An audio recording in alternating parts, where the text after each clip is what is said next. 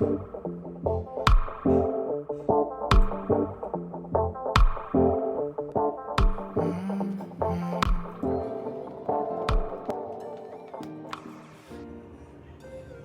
halo teman-teman, salam kenal. Perkenalkan, nama saya Fuji Indah Astuti. Saya hari ini mau bikin video. Video ini sebagai jawaban dari pertanyaan beberapa teman-teman yang sudah memberikan komentar di video sebelumnya, video pertama. Videonya saya sedang curhat ya, saya menceritakan mau pergi ke salah satu dokter SPKK yang cukup terkenal di Jakarta. Saking senengnya karena kondisi muka saya waktu itu sedang breakout parah, jerawatan parah. Nah, ini dia pengalaman dari seorang yang pernah mengalami jerawatan parah selama 2 tahun. Semoga video ini nantinya akan membantu, akan memberikan manfaat buat kalian yang sedang cari tahu. Silahkan ditonton dan jangan lupa bantu subscribe channel baru saya ini supaya saya bisa terus membuat video untuk kedepannya. Jangan lupa di like juga ya, terima kasih. Oke, langsung tanpa basa-basi. Tahun 2018 saya mengupload sebuah video, tepatnya tanggal 17 Januari. Waktu itu saya curhat di situ ya, saya mau pergi ke dokter SPKK. Saking senengnya sampai videonya nggak jelas. Saya juga malu lihat ya. Kondisi muka saya waktu itu memang sedang breakout parah. Kenapa? Karena selama 7 tahun ya, saya ingat banget, dari mulai kelas 2 SMA sampai pertengahan kuliah saya sudah menggunakan krim-krim racikan, krim-krim yang belum jelas kandungannya apa, yang waktu itu sering banget kalau lagi booming ya saya pakai, saya ikut-ikutan tanpa saya tahu kandungannya apa, terus bahaya atau tidak, efek sampingnya apa. Nah, itu dia, selama 7 tahun saya sudah menggunakan krim tersebut dan saya sudah mulai menggunakan perawatan-perawatan klinik kecantikan sejak awal masuk kuliah. Di tahun 2017 akhir muka saya breakout parah. Ini fotonya, saya kasih lihat ya. Menurut saya ini adalah jerawatan terparah yang pernah saya alami karena saya belum pernah mengalami ini sebelumnya. Semuka-muka semuanya keluar jerawat sampai bernanah gitu loh. Sampai akhirnya ada teman saya yang memberitahu kalau ada dokter yang cukup bagus katanya, sampai kalau mau konsultasi harus telepon dulu, harus ngantri dulu, bla bla bla bla. Dan waktu itu akhirnya saya bisa konsultasi di tanggal yang sudah saya sebutkan, 17 Januari 2018. Ceritanya kurang lebih sudah 1 tahun 3 bulan kurang lebih ya, saya menggunakan perawatan dokter SPKK tersebut. Terakhir saya melakukan orderan krim perawatannya di bulan Maret 2019. Jadi konsultasi pertama di bulan Januari 2018. Kemudian terakhir order perawatan dokternya di bulan Maret 2019. Ini Maret 2019 ya. Saya akan jelasin secara detailnya. Oke, 3 bulan pertama muka saya mengalami breakout, detox gitu ya. Memang semua juga butuh proses. 3 bulan keempat sudah mulai kering-kering, bulan kelima sampai bulan keenam tinggal bekas-bekas. Bulan ke-7, 8 bahkan sampai 1 tahun muka saya sudah sebersih ini. Ini ada foto-fotonya ya. Saya tipe orang yang memang rajin kalau untuk perawatan. Waktu itu ketika saya konsultasi sama dokternya bilang ini kayaknya kamu bakal sembuh kurang lebih selama 1 tahun ya. Oke dok, berarti nanti kamu balik lagi setelah 1 tahun untuk konsultasi ulang.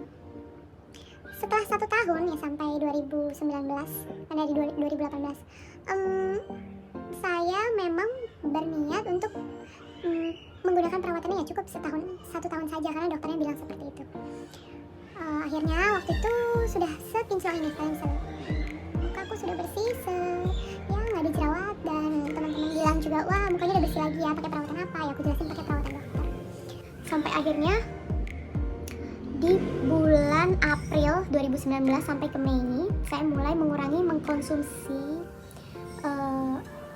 obat jerawatnya. Oke, saya belum jelasin ya teman-teman. Selama perawatan dari dokter, selain saya dikasih 1 paket perawatan lengkap, ada krim siang, krim pagi ya, krim pagi, krim malam, sunblock, terus ada krim pemutih, sama ada pil obat jerawat. Nah, ini si pil obat jerawatnya harus saya konsumsi setiap hari sehari 1 selama 1 tahun penuh.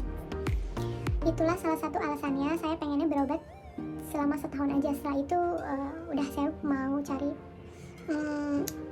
skincare yang lain setelah saya sembuh nanti. Kenapa? Karena sebenarnya saya agak worry sama pil yang saya minum setiap hari. Kenapa? Karena dokternya bilang ini pil jerawatnya tidak bisa dikonsumsi sama wanita yang ingin melakukan program hamil. Nah, disitulah saya bertanya-tanya sebenarnya, tapi karena mau sembuh jadi ya udahlah minum aja. Kenapa bisa nggak boleh? Gitu. Apakah kandungan obatnya ada efek samping tertentu, atau adakah kandungan di dalam obatnya yang akan mengganggu si program kehamilan tersebut atau dan lain-lain. Itulah salah satu yang menjadi alasan saya akhirnya setelah 1 tahun 2 bulan saya berhenti mengkonsumsi obat dari si dokter. Ini kondisi muka saya ya. Setelah bersih mukanya, saya mulai cari-cari saya mulai cari-cari skincare yang baru. Nah, ada satu alasan lagi kenapa saya ini yakin banget untuk berhenti dari krim-krim dokter. Oke, bukan krim dokter sebelumnya saja ya, karena yang selama 7 tahun juga saya mengalami beberapa pengalaman yang kalau dilihat muka saya tuh jadi lebih tipis, kok jadi lebih berbeda warna tone aslinya gitu. Ini kayak foto ini, kalian bisa perhatiin leher sama bagian mukanya itu sudah berbeda tone warnanya. Kulit saya itu tipenya ya nggak putih banget ya, agak kuning langsat. Sedangkan waktu itu semakin hari semakin bersih mukanya dan semakin warnanya tuh jadi lebih ke putih, ke pink gitu loh. Apalagi kalau kena sinar matahari. Nah, itulah salah satu alasan yang semakin memperkuat saya untuk ya kayaknya udah harus lepas krim dokternya nih. Kan udah bersih juga mukanya, jadi ya pengennya yang nggak perlu pakai datang ke dokter, aku bisa perawatan di rumah, ya lebih simpel aja. Oke, setelah bulan Mei, order terakhir di Maret, April masih pakai, Mei sudah mulai saya kurangin, masuk ke Juni sampai Juli. Oke, disinilah Mei, Juni sudah saya kurangin mengkonsumsi obat minumnya, dan krim malamnya sudah saya kurangin. Dari yang tadinya sehari 1 jadi 2 hari sekali, dari yang tadinya setiap hari pakai krim jadi ya sama 2 hari sekali. Bulan Juli, ini ada fotonya, aku kaget, wah gawat nih, udah bersih, udah cerah mukanya, tapi merah-merahnya keluar lagi. Akhirnya Juli 2019 saya mengalami breakout kembali. Oke teman-teman, catatan ya, kondisi seperti ini sepertinya tidak dialami oleh semua pasien, karena saya lihat review-review dari beberapa teman-teman yang perawatan di dokter SPKK yang sama, tidak mengalami kondisi ini. Katanya setelah lepas atau setelah menggunakan krimnya baik-baik saja, ya alhamdulillah. Tapi sayangnya aku mengalami, ya inilah yang aku alami ya. Ini aku reviewnya sebisa mungkin jujur, dan aku tidak mengarang cerita, karena ya namanya pengalaman yang menurut aku menjadikan banyak pelajaran. Ketika aku mau membagi ini, ya tidak perlu ada yang ditutup-tutupi supaya kalian juga tahu.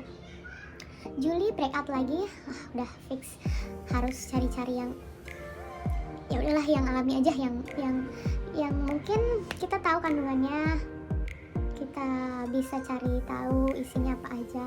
Karena kan selama kita menggunakan perawatan dokter, kita tuh tidak pernah tahu dokternya memberikan apa di dalam krim siang, krim malam, dan obat minumnya. Jadi ya udahlah, toh juga saya sudah pernah mengalami kondisi tersebut. Akhirnya ya saya tetap fighting, tetap percaya diri aja kalau ini prosesnya bakal cepat, bakal ada obatnya yang baru. Apalagi kalau kita jaga kondisi tubuh, insya Allah ya jerawat pasti bakal hilang lagi. Nah, sampai akhirnya Juli itu sudah breakout. Sejak Mei nih saya sudah mulai cari-cari skincare apa nih yang bakal saya pakai selanjutnya setelah lepas dari krim dokter. Karena setelah dari yang saya cari tahu, banyak ya sekarang, mau cari informasi apa aja udah gampang banget. Ada beberapa dokter yang mungkin menggunakan bahan-bahan aktif yang sebenarnya kurang bagus dipakai dalam jangka panjang gitu. Jadi teman-teman harus aware, harus hati-hati dalam memilih skincare apapun ya. Oke, 2019 masih berbicara proses lepas dari krim dokter SPKK sebelumnya. akhirnya saya menemukan salah satu produk dalam bentuk masker. Saya dikasih tahu kakak kelas saya waktu itu, katanya coba nih pakai masker ini, ini ngebantu menenangkan kulit dulu, kamu jangan pakai skincare apa-apa dulu, kasihan kulitnya harus istirahat. Ya memang bener sih, mungkin dia capek kali ya, kebanyakan yang masuk. Akhirnya aku istirahat sambil peralihan dan aku mulai rajin menggunakan masker yang dikasih tahu oleh kakak kelas saya waktu itu. Alhamdulillah, karena aku udah sabar banget, aku juga udah pernah jerawatan sebelumnya, akhirnya ya aku jalanin aja, terus juga bingung mau pakai apa lagi. Sampai sekarang dari Juli, Agustus masih cari, mulai September 2019 sampai Agustus hari ini 2020, sudah kurang lebih 1 tahun, saya sudah beralih dari krim perawatan dokter SPKK yang sebelumnya ke salah satu produk yang sudah banyak aku cari tahu infonya, yang sudah aku cari tahu banyak tentang produk ini. Hasilnya saya bisa jamin, saya bisa bilang aman untuk diri saya, bahkan untuk ibu hamil juga boleh digunakan. Akhirnya sejak tahun lalu saya beralihlah ke produk ini.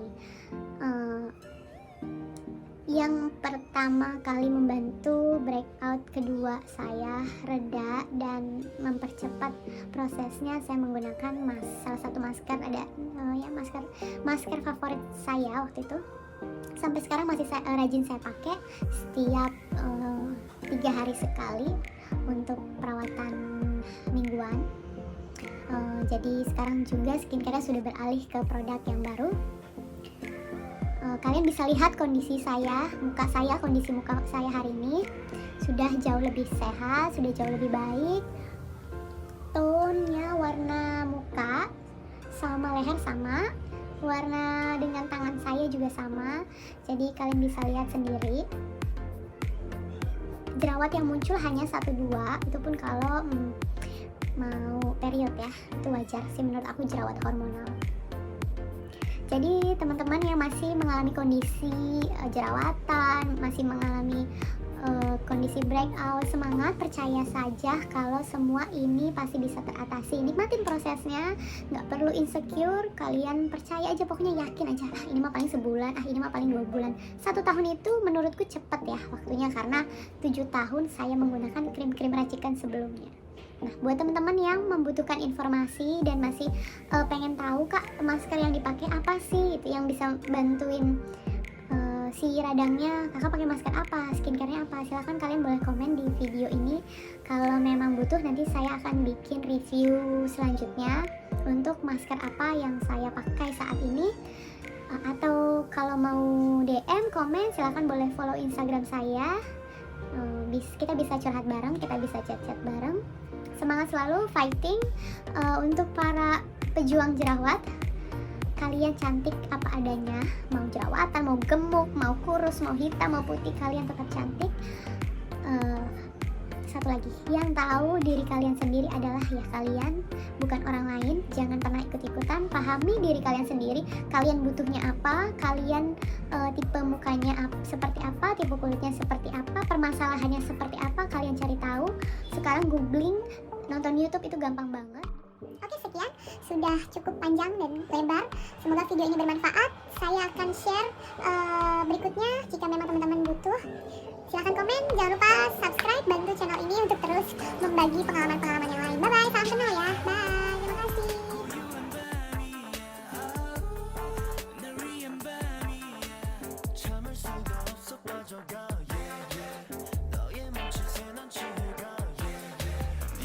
알던 뻔한 모습에 나를 잊어 오늘